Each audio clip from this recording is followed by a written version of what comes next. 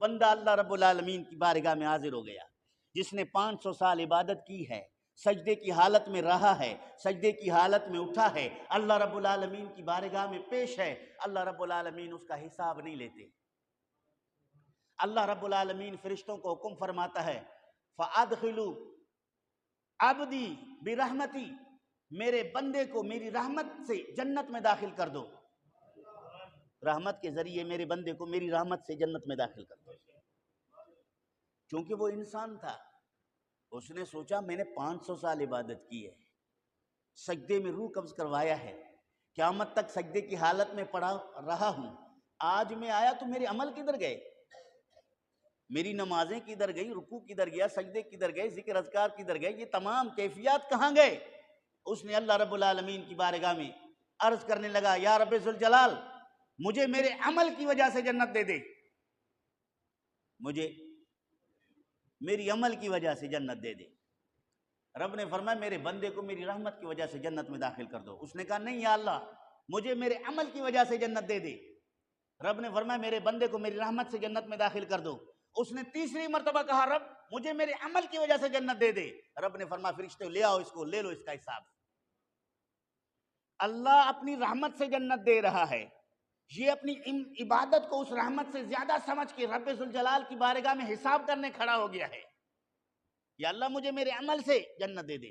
رب ذوالجلال نے فرمایا ان کے 500 سالہ عبادات کو جمع کرو، اس کے ذکر و اذکار کو جمع کرو، اس کے تسبیح تحلیل کو جمع کرو، اس کے سجود کو جمع کرو، سب ایک پلڑے میں رکھو۔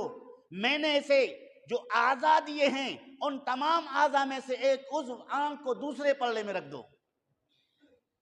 جب فرشتوں نے ان کی تمام نیکیوں کو ایک پلے میں ڈال دیا، اس کی آنکھ کو دوسرے پلے میں ڈال دیا، اس کی نیکیاں کم ہو گئیں، اللہ نے جو آنکھ کی نعمت دی تھی اس کی قیمت اس سے کہیں زیادہ ہے۔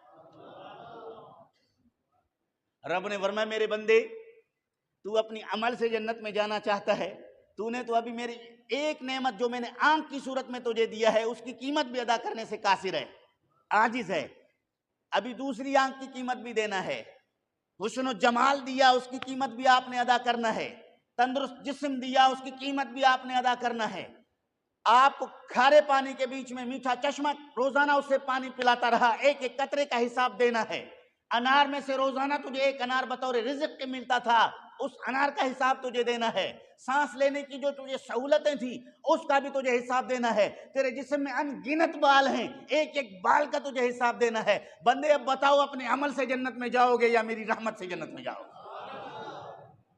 عبادات تو اس نے بہت کیا ہے، وہ سمجھتا تھا کہ میں شاید اس عمل کی وجہ سے جنت میں جاؤں گا۔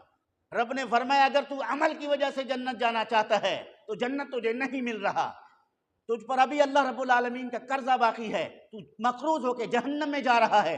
وہ بندہ اب اس کی عقل ٹھکانے لگ گیا۔ مصطفیٰ کریم مسکرا کے بیان فرماتے ہیں، صحابہ کرام رضوان اللہ علیہ مجمعین نبی پاک کے مسکراہٹ کو دیکھ کے عرض کرتے ہیں، فرمایا اس کی سادگی کو دیکھیے، اللہ رب العالمین کی بارگاہ میں آ کر اس کا اپنا ہے کیا؟ میرا اور آپ کا اپنا کیا ہے؟